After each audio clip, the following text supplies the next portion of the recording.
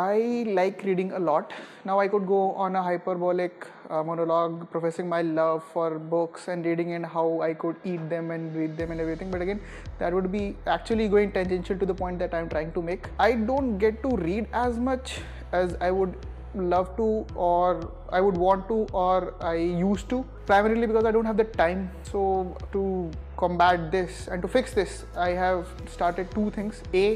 I have moved on to audiobooks, which I can read when I am in the gym doing a workout or driving. So that helps me save a lot of time. And secondly, I have become extremely selective about the kind of books that I pick up. If I start a book and I don't like it within the first 2 chapters or whatever, I just move on. I do not try to invest any more time because again, the whole idea is to save a lot of time. So primarily because of this, the second point, I have thought of starting a new series on my channel. The name of the series is going to be 5-minute book review. Again, the name is kind of self-explanatory. I will try to wind up the review of a book I am reading, I have just read, or I have read in the past in 5 minutes. Again, a fair warning, I could maybe sometime, exceed this time limit, because if a conversation is going on in its full flow, it does not make sense to stop it there. The book that I have chosen for this video, which is going to be the first book for the series, was incidentally the first book I read in 2017 as well. It's called Ready Player One by Ernest Cline. It's a dystopian sci-fi book. It released in late 2011. It was a huge success then.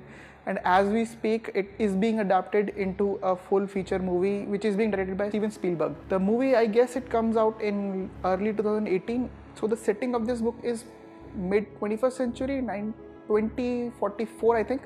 And like almost all dystopian books, everything is doomed.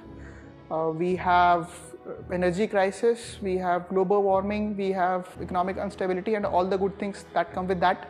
So to escape from all of these good things, the people of the world have turned to Oasis. It's a mass multiplayer virtual reality game, but it's a lot more than a game. It is a virtual society in itself.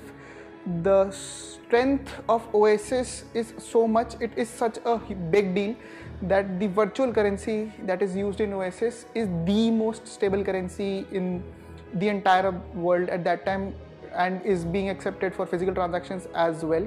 So the way the book starts is when James Halliday, the guy who created Oasis, when he dies, he makes a public announcement via, I think, internet video, that he has hidden an Easter egg in the Oasis system, and any person who is a user of the Oasis, anyone who finds the Easter egg, he will not only inherit all the wealth of James Halliday, he will become the owner of the entire Oasis system. With this announcement, the whole world turns into Easter egg hunters. The nomenclature used in the book is Gunters, which is egg hunter is equal to Gunter.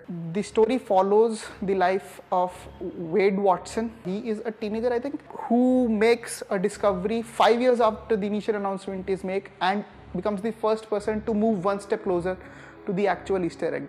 The book follows him through all the adventures he has, finding one clue after the another, the friendships and the love angles, the romances he makes, the enemies he makes and everything. So the biggest plus of this book, according to me, is all the pop culture references. I cannot even count the number of times I was caught smiling in the middle of an intense workout just because the author drops a reference which I got. I understood that reference.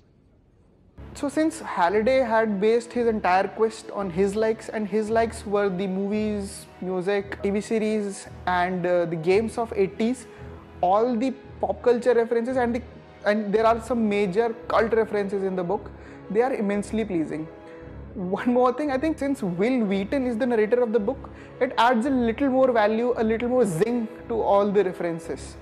It's just the way he narrates it, it adds a little value to the book. So the second good thing about this book, according to me, is that even though it's about a dystopian future, it's not as dark or heavy as most of the books that you would associate with this genre. I would go to the extent to say that it's a fun book. It keeps you hooked throughout with its cliffhangers and all the references that the writer drops. One more thing which interests me, or rather fascinates me a lot, is that I find it much closer to reality compared to something like 1984 or Fahrenheit 451, we already have a version of OSS with us. Global warming and energy crisis is already underway, so it's kind of exciting. So to conclude, if you want a light, a good, a fun read, this book is for you.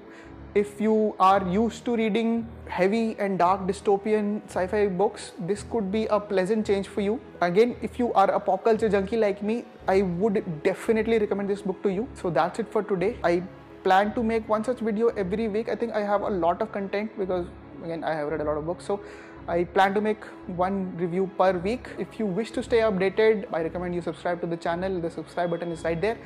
If this video was good and you liked it, hit the like icon button, whatever is in front of you, and I'll see you the next time.